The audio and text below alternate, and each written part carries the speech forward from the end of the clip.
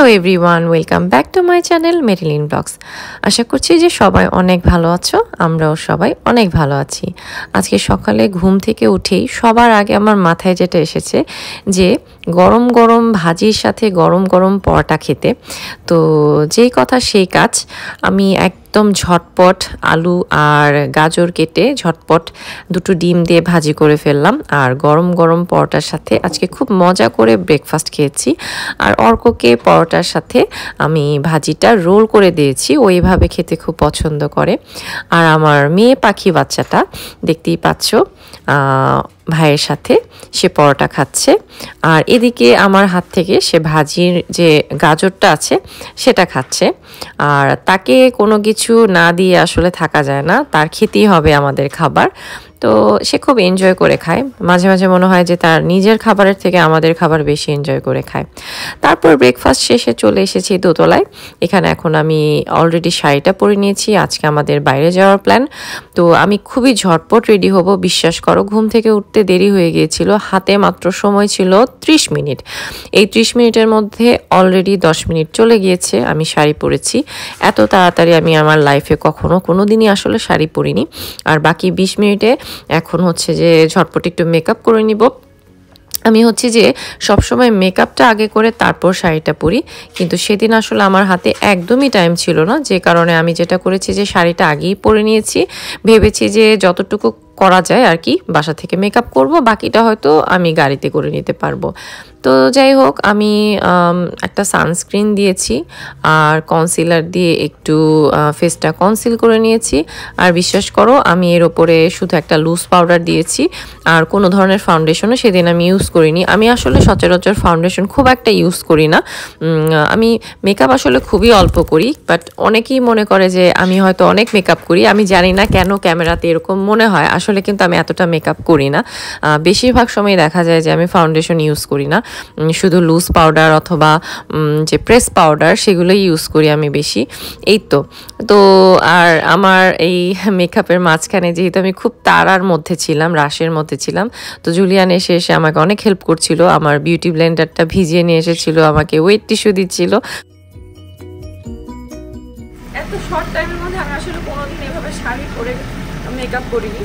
যাই হোক, আজকের ওয়েদারটা ভীষণ খারাপ, আমাদের এই বছরের সব থেকে বেশি শীত আজকে হচ্ছে স্নো পড়ারও কথা, যত রাত হবে হয়তো স্নো পড়বে। তো আর দেরি করবো না, যাচ্ছি চলো। ওয়েদার এত খারাপ আজকে, এত খারাপ, গাড়ির ভেতরে কি যে ঠান্ডা লাগছে, হিটার একদম ফুল করে দেওয়া হয়েছে। তো এই হচ্ছে আমি আজকে এই জুয়েলারিটা পরেছি, আর এত ঠান্ডার মধ্যে আসলে সাজতে ভালো লাগে না। আমার চুলের অবস্থা খুবই খারাপ, চুলটা এখন গাড়িতে বসে একটু আঁচড়ে নিব, এর বাইরে আর কিছুই করতে পারবো না চুলের। সো আমরা রওনা দিয়ে দিব, কারণ আজকে ওয়েদার ভালো না, রাস্তায় হয়তো গাড়ি বেশি থাকবে, টাইম বেশি লাগতে পারে। তো দেরি না করে চলে যাচ্ছি। তো আজকে সরস্বতী পুজো উপলক্ষে একটা অনুষ্ঠান হবে, তো আমরা সবাই সরস্বতী পুজোতে যাচ্ছি। তো তারপর আমি গাড়িতে আমার চুলটা ভালো মতো আছড়িয়ে একটু ভালো মতো বেঁধে নিলাম। আর ব্রেকফাস্টের পরে আমাদের আসলে আর কিছুই খাওয়া হয়নি, খুবই ক্ষুধা লাগছিল, সেজন্য এটা হচ্ছে জাপানিজ ওনিগিরি, মানে হচ্ছে রাইস বল। তো গাড়িতে বসিয়ে আমরা খেয়ে নিচ্ছিলাম। আর তারপর অনেক দিন পর আসলে একটা প্রোগ্রামে গিয়েছি, সবার সাথে দেখা সাক্ষাৎ হয়েছে এবং সবার সাথে অনেক গল্প টল্প করার পর ওখানেও আমাদেরকে লাঞ্চ দেওয়া হয়েছিল। লাঞ্চ বক্সটা খুবই কিউট ছিল, পোলাও ছিল, তারপর সাথে ছিল সবজি, আর হচ্ছে পনিরের একটা কারি ছিল, মিষ্টি, ফল, অনেক কিছুই ছিল।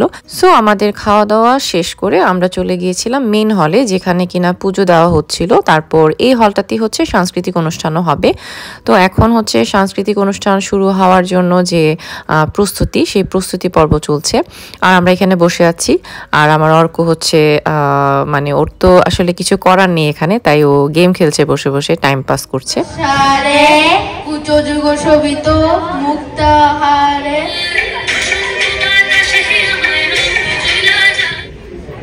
স্বাধীনতা তুমি, রবি ঠাকুরের রজর কবিতা, অবিনাশী গান।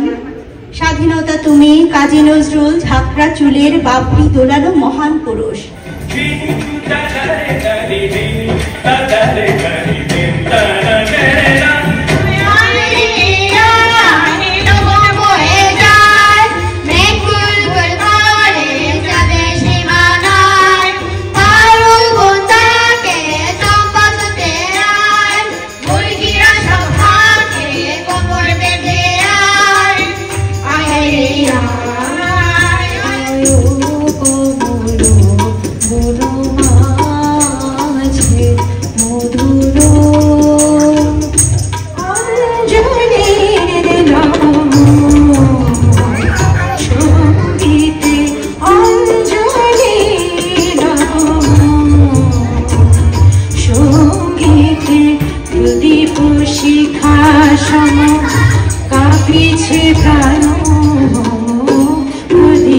শিখা সম কাঁপিছে প্রাণ মন তোমাহে সুন্দর অঙ্গিতে সঙ্গীতে অঞ্জলি সঙ্গীতে মঙ্গল দীপে জেলে অন্ধকারে দুজন আলোয় ভরো তবু যারা বিশ্বাস করে না তুমি আছো তাদের মার্জনা করো তবু মঙ্গল দীপে জেলে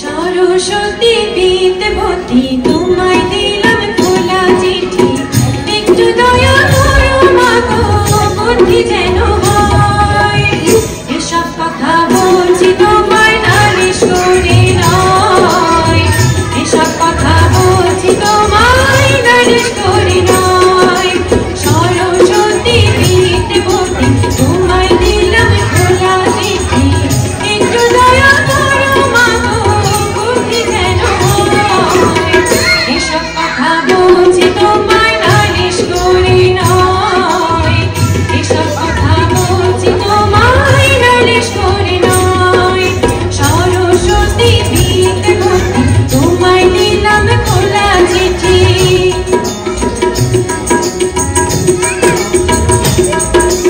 তুমি দয়াল হলেও হবে কি আমি তো ভক্তিহীন জয় রাধে রাধে কৃষ্ণ কৃষ্ণ গোবিন্দ গোবিন্দ বল বন্ধু দয়াময় তোমার দেখিবার মনে লয়